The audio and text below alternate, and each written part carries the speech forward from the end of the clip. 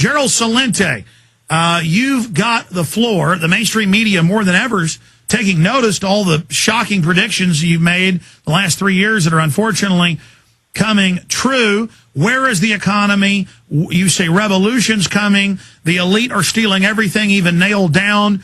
Gerald Celente, chief of the Trends Forecast Institute there, Trends Research Institute. Tell us what's happening. Well, we only stick by the facts, as you well know, and we're political atheists. We don't believe in this two-headed one-party system. We don't bow to politicians or genuflect at political altars. We only look at the facts. We just heard Vice President Biden last week, a week and a half ago, say that no one, the truth is, we and everyone else misread the economy. That's his quote. Well, the truth is either he's ignorant and all of those PhDs and credentialed people in the White House are ignorant, or else they're so arrogant that they can only see outside the Beltway, or can't see outside the Beltway and think that they're the only people that know anything, or else they're lying to us. Those are the only three options, because the truth is, as you well know, we saw it, and so did some others. And so all we're doing is we're looking at the facts, Alex. And the facts are that the Obama administration said that $787 billion bailout scheme was going to create 600,000 new jobs by this time. And they said that without the stimulus package, we would see unemployment hit 8% in 2009 and peak at 9% in 2010.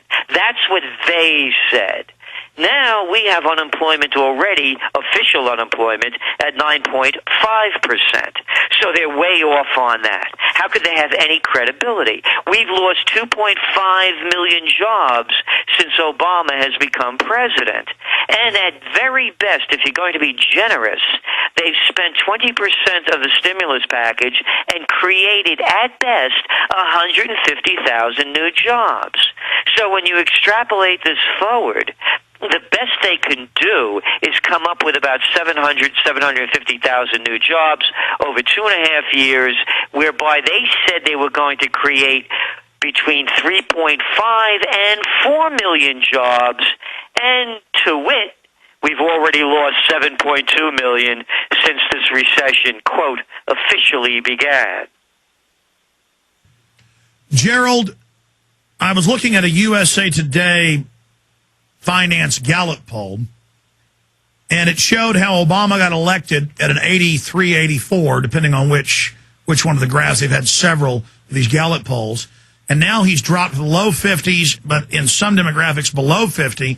That is a faster, steeper, further decline than the previous grand champion loser, the peanut farmer from Georgia, back in the 70s, Jimmy Carter. And so the bigger the hype, the bigger they are, the harder they fall. People are finding out it was total betrayal, total crap. George Bush, after Jimmy Carter and Obama, is the third fastest to fall, but luckily a magic crisis popped up 9 months in to kind of boost Bush for a while. But minus a staged crisis or provocation or war, Obama is a political dead duck, and his entire agenda to seize America is failing. But does he have an ace up his sleeve? Is it the crisis is going to be so bad we all can only swim to the life raft of the federal government, even if it's a desert island, covered with government zombies? Or is it a new war? Is it a staged terror attack? I mean, if he's in total free fall, the worst in the last 100 years of polling with presidents, what does this mean? I think you're one of the most astute people out there talking about this in the way that you're talking about it, because we saw the exact same things as well, in that when you look at the free fall that he's had in the polls and you compare it as to Carter, and then Bush was 1 percentage point higher, summer came, Bush was down in the dumps. People were making fun of him for taking a month-long vacation in Crawford, Texas, as the economy was sinking. Remember, we were just being hit by the dot-com bubble burst, and all of a sudden there was 9/11. So these people come up with schemes undreamed of, or things can just happen. One of the things that we're watching very closely is that the Obama administration is held back in releasing budget projections that were supposed to come out within a week. And now they're going to come out with them after Congress takes its recess in August. That's a big signal to us. So we're looking at that very, very closely, because there may be the shock of our lifetime in those numbers. No one's talking anymore about the green shoots. Remember that load of malarkey that they were spreading around, that money manure that was supposed to be pushing up the economy? So that's the kind of thing that we're looking for. Anything could happen. They come up with schemes undreamed of. But the reality is, in the final sense, is that, as we've been saying, the world is going to call it the greatest depression. In America, it's going to be called Obamaggedon. The schemes that they've come up with these bailouts, buyouts, rescue packages, us owning corrupt companies like Citigroup and General Motors. I love it. General Motors, they brought back this guy Lutz, who was the vice chairman of General Motors. This is a genius, Alex, that came out in 2005, 2006, that said that anyone that thinks that high gasoline prices are going to hurt the sales of SUVs doesn't know what they're talking about. This is a champion they brought back now. Look what's going on with the Goldman Sachs gang. I've said this, and I'll say it again, and I've said it before, and I'll repeat it over and over again. I'm of Italian descent. I've heard enough mafia stories for the rest of my life. If the names on Wall Street were Celente, Caruso, Mondavi, Rossini, Puccini, Abatelli, Puccio, they'd call it the mafia. Oh, it would be major news every day how the mafia is ripping off the country. You know, we just gave these guys, how many billions of dollars, and now they're giving it back to themselves in bonuses. Oh, it would be big story. But you can't call the white shoe boys criminals. You could call them, these Ponzi schemes they talk about, but credit swap fault derivatives and collateral CBOs and SIVs. How about calling them, rather than exotic financial instruments, how about calling them con games and Ponzi schemes? And grand larceny. Grand larceny. Gerald Celente, there you are. I'm sure you've seen all these clips.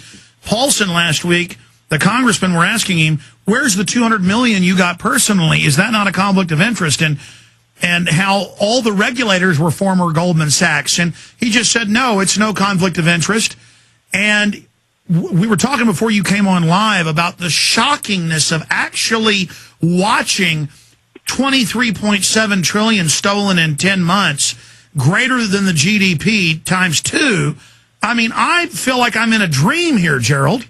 Well, we're writing now. We're writing the Autumn Trends Journal, and this is the way we began it. And when we're writing back from the year 2012, when we're looking to 2009, the greatest crime wave ever to hit America was sweeping across the nation.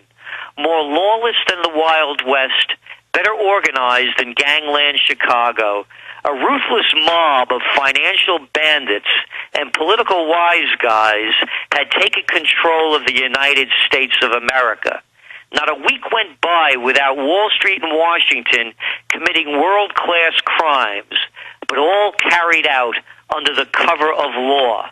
If perpetrated by individuals, it would have been called robbery, extortion, embezzlement, and fraud, and the perpetrators would have been indicted, hauled into court, and brought to justice. But because politicians and financiers were committing the crimes, it was just called legislation. Unbelievable. And it seems to be a bottomless pit. I mean, they're seizing the entire economy, manufacturing, the carbon tax. Where does it end? Well, here's the way we're looking at it. As you know, we keep repeating it, and it's worth repeating because it doesn't seem to hit a lot of people in the head the right way, is that you can't print phantom money out of thin air backed by nothing, producing practically nothing. We're now looking at the dollar taking another hit against a basket of currencies. Gold prices are back on the rise. We heard from China, Russia, India, Brazil. They all want to bail out of the bucks. So where is it going? The decline of Empire America. Gerald Celente, Trends Research. We'll give you the website when we get back, listeners. Will they be able to pump it up one more time?